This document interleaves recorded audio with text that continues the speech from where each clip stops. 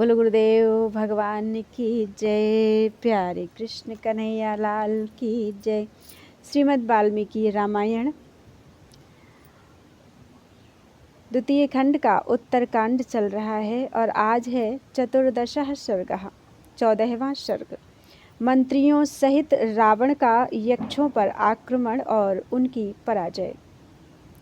अगस्त जी कहते हैं, रघुनंदन, तदनंतर बल के अभिमान से सदा उन्मत्त रहने वाला रावण महोदर, प्रहस्थ, मारीच, शुक, सारण तथा सदा ही युद्ध की अभिलाषा रखने वाले वीर धूम्राक्ष इन 6 मंत्रियों के साथ लंका से प्रस्थित हुआ। उस समय ऐसा जान पड़ता था मानो अपने क्रोध से संपूर्ण लोकों को भस्म कर डालेगा। बहुत से नगरों, नदियों, पर्वतों, वनों और उपवनों को लांघकर वह 2 ही घड़ी में कैलाश पर्वत पर जा पहुंचा। यक्षों ने जब सुना कि दुरात्मा राक्षसराज रावण ने युद्ध के लिए उत्साहित होकर अपने मंत्रियों के साथ कैलाश पर्वत पर डेरा डाला है, तब वे उस राक्षस के सामने खड़े ना हो सके। यह राजा का भाई है, ऐसा जानकर यक्ष लोग उस स्थान पर गए जहाँ धन के स्वामी कुबेर विद्यमान थे। वहाँ जाकर उन्होंने उनके भाई का सारा अभिप्राय कह सुनाया। तब कुबेर ने युद्ध के लिए यक्षों को आज्ञा दे दी। फिर तो यक्ष बड़े हर्ष से भरकर चल दिए। उस समय यक्षराज की सेनाएं समुद्र के समान क्षुब्ध हो उठी। उनके वेग से वह पर्वत हिलता सा जान पड़ा। तदनंतर यक्षों और राक्षसों में घमासान युद्ध छिड़ गया। वहां रावण के वे सचिव व्यथित हो उठे। अपनी सेना की वैसी दुर्दशा देख निशाचर दशग्रीव बारंबार हर्षवर्धक सिंहनाद करके रोषपूर्वक यक्षों की ओर दौड़ा। राक्षस राज के जो सचिव थे वे बड़े भयंकर पराक्रमी थे। उनमें से एक एक सचिव हजार हजार यक्षों से युद्ध करने लगा। उस समय यक्ष जल की धारा गिराने वाले मेघों के समान गदाओं, मूसलों, तलवारों, शक्तियों और तोमरों की वर्षा करने लगे। उनकी चोट सहता हुआ दशग्रीव शत्रु सेना में घुसा। वहां उस पर इतनी मार पड़ने लगी कि उसे दम मारने की भी फुर्सत नहीं मिली। यक्षों ने उसका वेग रोक दिया। यक्षों के शस्त्रों से आहत होने पर भी उसने अपने मन में दुख नहीं माना। ठीक उसी तरह जैसे मेघों द्वारा बरसाई हुई सैकड़ों जलधाराओं से अभिषिक्त होने पर भी पर्वत विचलित नहीं होता है, उस महाकाय निशाचर ने कालदंड के समान भयंकर गदा उठाकर यक्षों की सेना में प्रवेश किया और उन्हें यमलोक पहुंचाना आरंभ कर दिया। वायु से प्रज्वलित हुई अग्नि के समान रावण ने तिनकों के समान फैली और सूखे ईंधन की भांति आकुल हुई यक्षों की सेना को जलाना आरंभ कर दिया। जैसे हवा बादलों को उड़ा देती है, उसी तरह उन महोदर और शुक आदि महामंत्रियों ने वहां यक्षों का संहार कर डाला। अब वे थोड़ी ही संख्या में बच रहे। कितने ही यक्ष शस्त्रों के आघात से अंगभंग हो जाने के कारण सम्रांगण में धराशायी हो गए। कितने ही रणभूमि में कुपित होकर अपने तीखे दांतों से होठ दबाए हुए थे। कोई थककर एक दूसरे से लिपट गए, उनके अस्त्र शस्त्र गिर गए और वे सम्रांगण में उसी तरह शिथिल होकर गिरे जैसे जल के वेग से नदी के किनारे टूट पड़ते हैं। मर मर कर स्वर्ग में जाते, जूझते और दौड़ते हुए यक्षों की तथा आकाश में खड़े होकर युद्ध देखने वाले ऋषि समूहों की संख्या इतनी बढ़ गई थी कि आकाश में उन सब के लिए जगह नहीं अटती थी। महाबाहु धनाध्यक्ष ने उन यक्षों को भागते देख दूसरे महाबली यक्षराजों को युद्ध के लिए भेजा। श्री राम इसी बीच में कुबेर का भेजा हुआ संयोग कंटक नामक यक्ष वहां आ पहुंचा। उसके साथ बहुत सी सेना और सवारियां थी। उसने आते ही भगवान विष्णु की भांति चक्र से रणभूमि में मारीच पर प्रहार किया।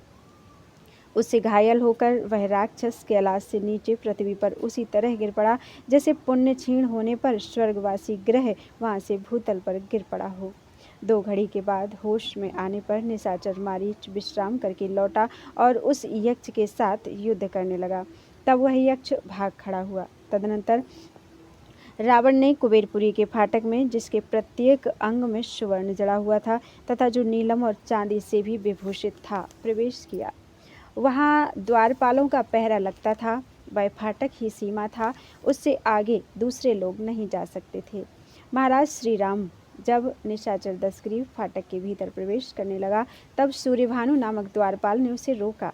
जब यक्ष के रोकने पर भी वह निशाचर ना रुका और भीतर प्रविष्ट हो गया, तब द्वारपाल ने फाटक में लगे हुए एक खंभे को उखाड़कर उसे दशग्रीव के ऊपर दे मारा। उसके शरीर से रक्त की धारा बहने लगी, मानो किसी पर्वत से गेरू मिश्रित जल का झरना गिर रहा हो।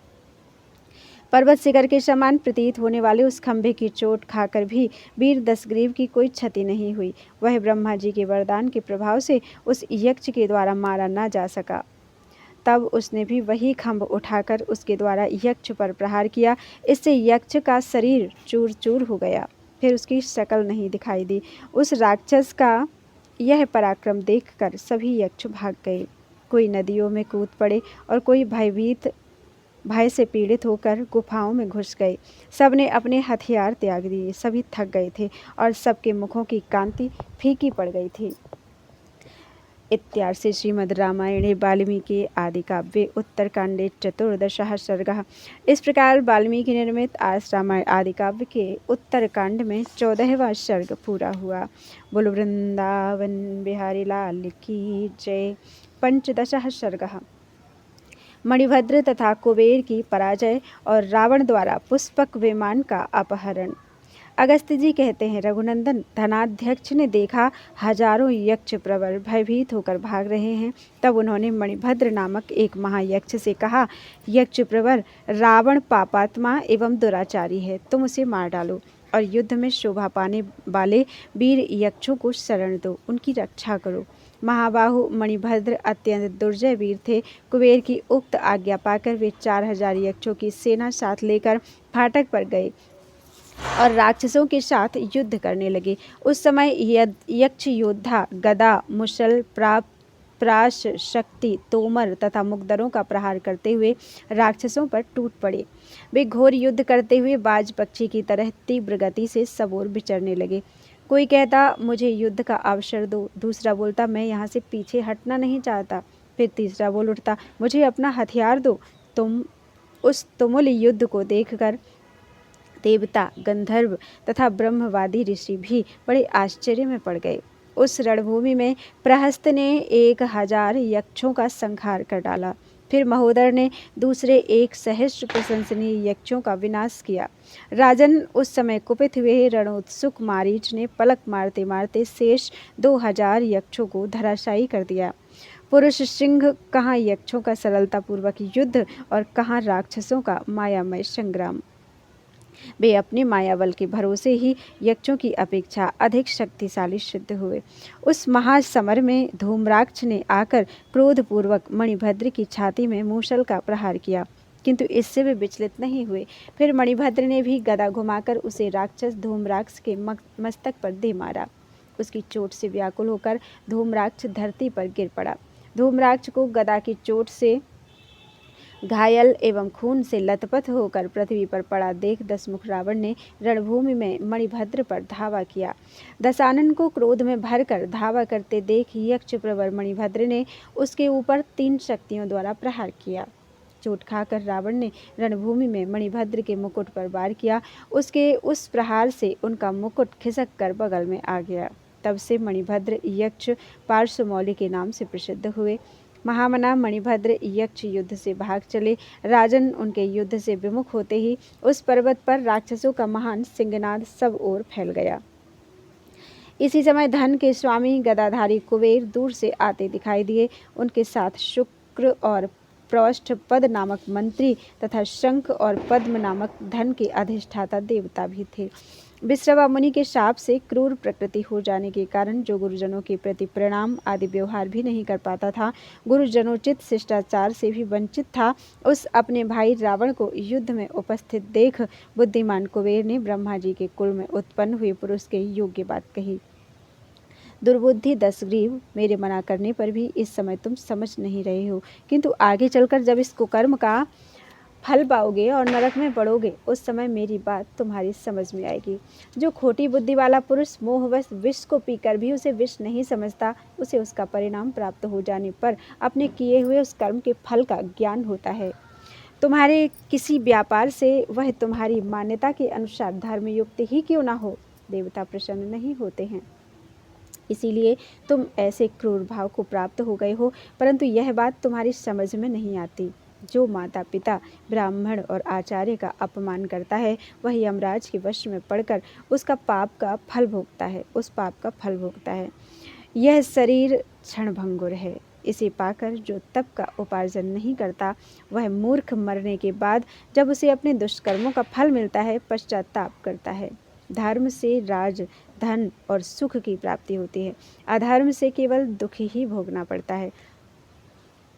अतः सुख के लिए धर्म का आचरण करें, पाप को सर्वथा त्याग दें। पाप का फल केवल दुख है और उसे स्वयं ही यहाँ भोगना पड़ता है। इसलिए जो मूढ़ पाप करेगा, वह मानो स्वयं ही अपना वध कर डालेगा। किसी भी दुर्बुद्धि पुरुष को शुभ कर्म का अनुष्ठान और गुरुजनों की सेवा किए बिना स्वेच्छा मात्र से उत्तम बुद्धि की प्राप्ति नहीं होती। वह जैसा कर्म करता है, वैसा ही फल भोगता है।